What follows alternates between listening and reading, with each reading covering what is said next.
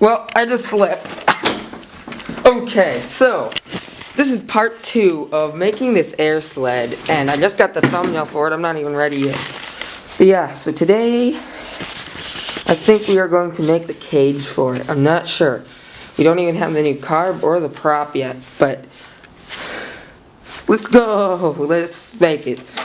So yeah, and look at this. All the snow is like melted. It's like completely. Like, this was like 2 feet of snow. And now it's down to like a couple inches. Look at the pond. That's still really deep. In like 10 hours or something. Okay, so we went to Menards and we got some more metal. We got a big bar of aluminum that you will see right now. And yeah, so this is part 2 of making the AIR SLED. I'll show you what I have in a minute.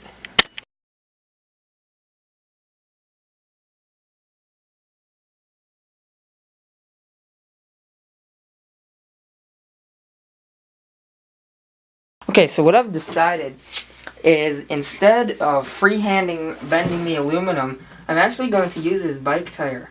I was gonna put like make a wooden frame that goes like this, and then one here so you can bend it like around, but it wouldn't be a perfect circle. So I found the bike tire, I measured it, and this is the exact size that we want. And it is, I don't know exactly the size, but I'm going to measure it. Okay. It's about 25 inches from there, 26 actually. But the propeller is 20 inches, so the propeller will come around like here, which is perfect if we want like a 24-inch propeller or some sort of propeller bigger than that. But I do want to make sure that this is perfectly straight.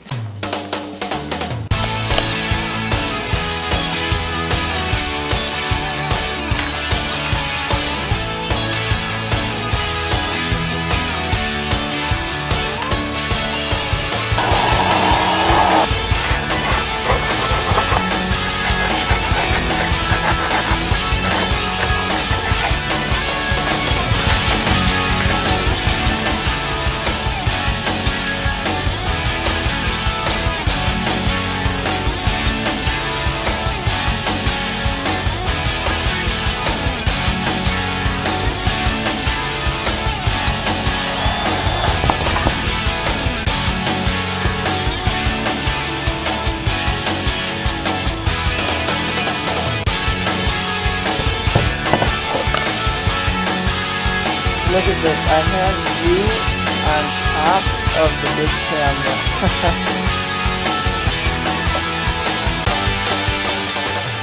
This cage is definitely not perfect, but it should work. Because it does have quite a bit of room.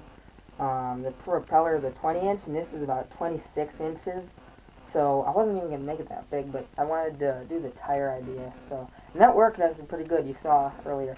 So I'm going to put it something like this, and then I bought these flat aluminum things for going like this somehow. And then you can just strap this thing on like that.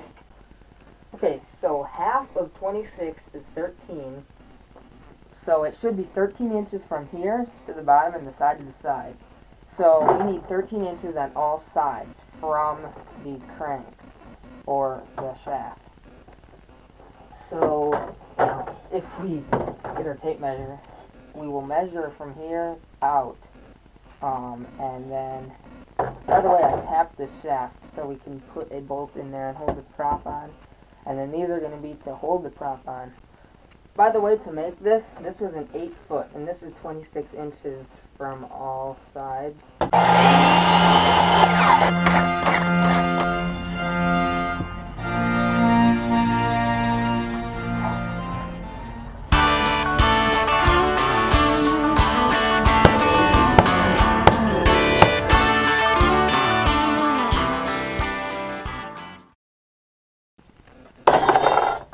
Okay, we just made this piece. Yeah, it's basically just an aluminum rod with the 2 ends bent so it can fit around this thing like this pretty snugly, like that. And then this will go like this, and this is what ties into this piece.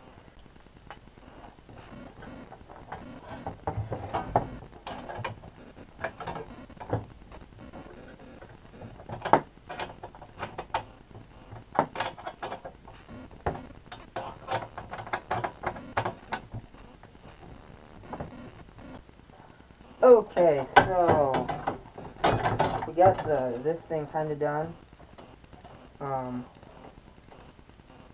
So we're gonna screw this in on these, or bolt it in, and then the propeller will go in here. So now it has a cage.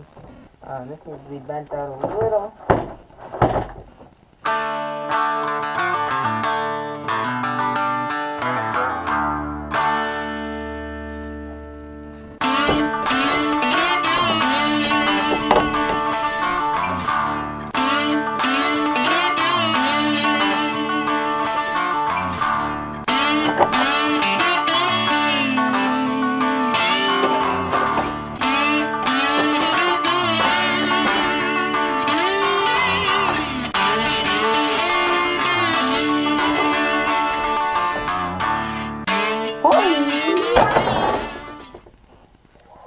Oh, that is some professional karate.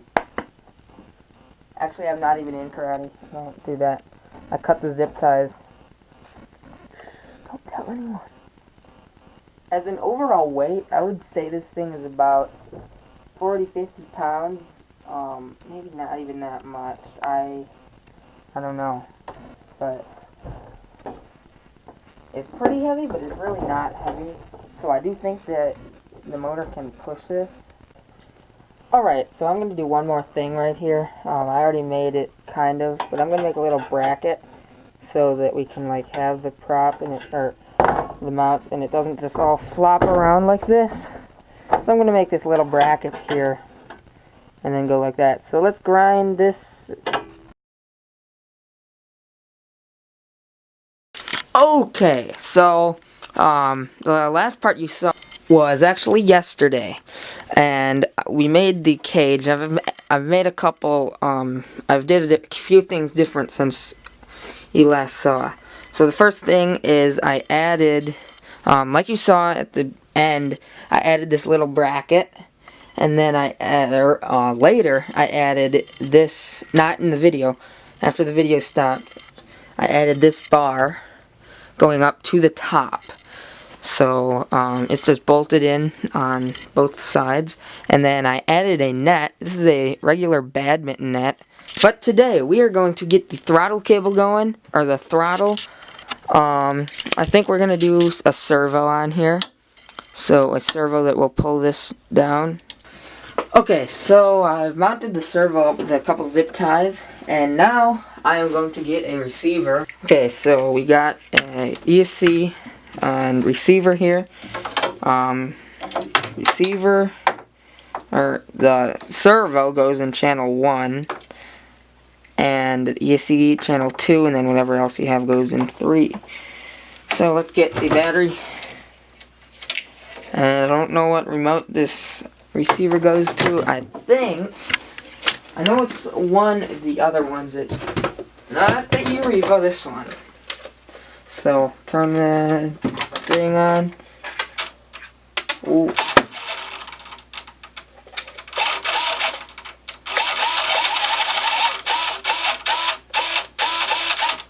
Nice. Okay, so what I actually did here is I put the ESC in channel 3 and the receiver in channel 1. So because this is going to be throttle, not steering, or vroom vroom. So this will pull down on the throttle. I don't know, I might reverse it or something. And also we're going to want the multi-function dial down, because I mean, if this thing turns or something and the receiver gets it, because these receivers have a automatic like sensor system, so if the RC car turns one way, it'll level out the wheels and like jumping and stuff. So if this goes this way, it's gonna make the throttle go if we're trying to turn or something, and that's not gonna be good. But works.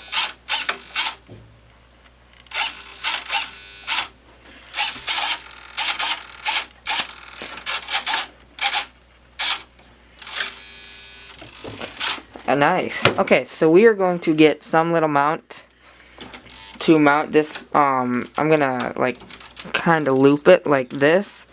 So we need something to put this into here. I know some cables, they actually make things. Okay, I got a little tiny copper wire I just found in the hardware drawer in the workshop. So I'm just clamping this thing around, and it seems to be working. It is holding in.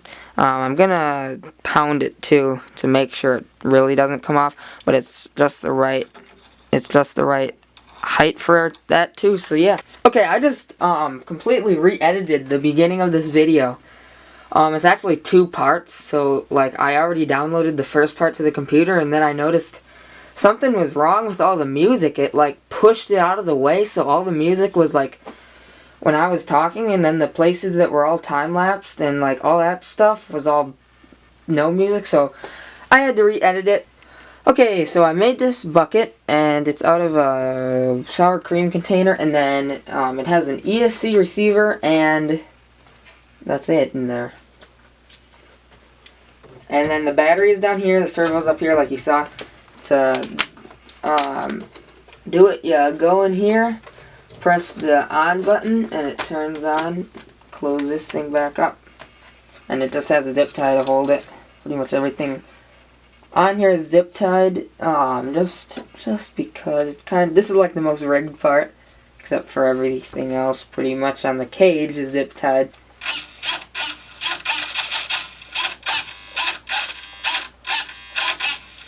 Nice! Okay, so I think the next thing we can do is work on the kill switch, make the kill switch a little longer, because I want the kill switch to be able to go probably around like there somewhere on the sled, so if an emergency happens or something, or just to kill the engine, I don't have to get out of the sled or really reach back and try to grab it and hope that we're in the right spot.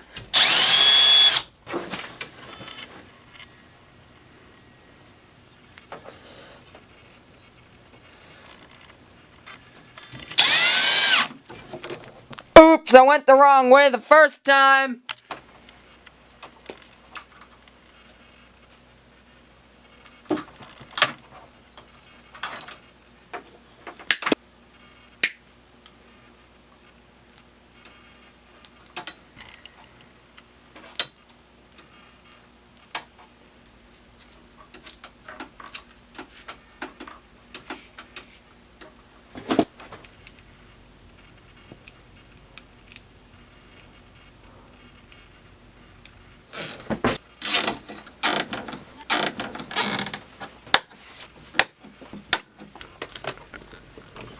Okay, so I mounted the kill switch right in this, I don't know if you can see that, but like, just like on this one, but I put it in here. So it's right here, only on this one. Through here.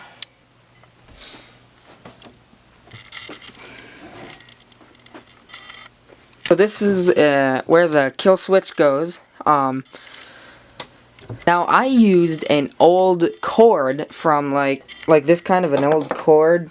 It's just a plug-in, but I thought, well, we'll just do this because I had this, and I'm like, you know what, I'm not going to use it.